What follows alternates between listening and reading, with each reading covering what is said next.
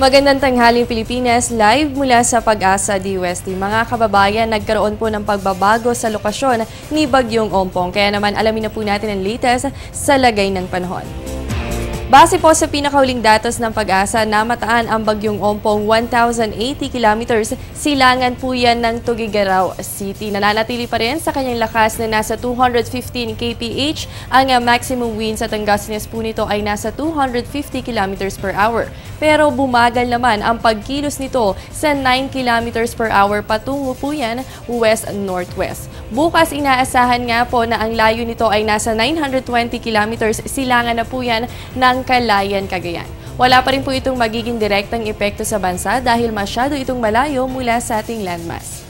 At para naman po sa loob ng bansa natin, tanging Intertropical Convergence Zone o yung ITCZ po ang magdudulot ng mga pag-ulan hindi lamang dito sa may Mindanao area, kundi aabot po yan hanggang dito sa atin sa Metro Manila, kasama rin po ang Calabarzon, Mimaropa, Bicol Region, ganoon din po ang buong Kabisayaan.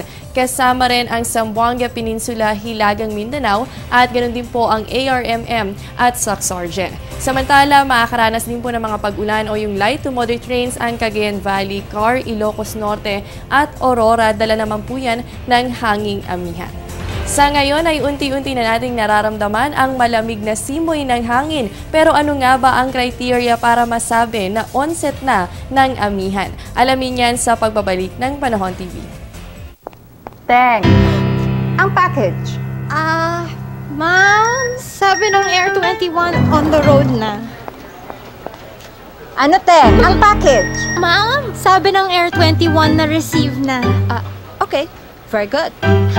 Basta padala, sagot ka ng Air 21. May real-time delivery updates via text para worry-free ka. Teng, ang package, napadala mo na? Yes, ma'am. Sa Air 21. Sa Air 21, sagot ko, padala mo.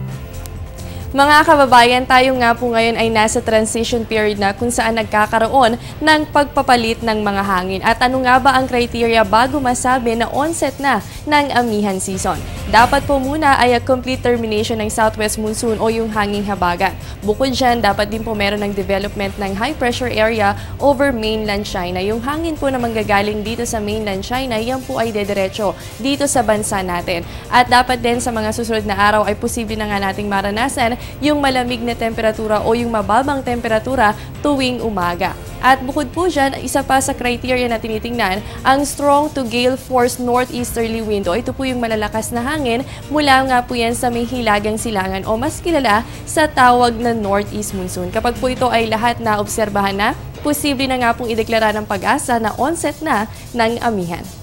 At yan muna ang latest mula dito sa Pag-asa DOST. Manatiling nakatutok sa Panahon TV Express kung saan walang pinipiling panahon ang pagbibigay impormasyon. Samahan din natin si Weather Girl April Inerio mamaya lamang sa News at 1. Ako po ang inyong weather body Jessie Basco na nagsasabing walang dadaig sa taong may alam at laging handa. Magandang tanghali.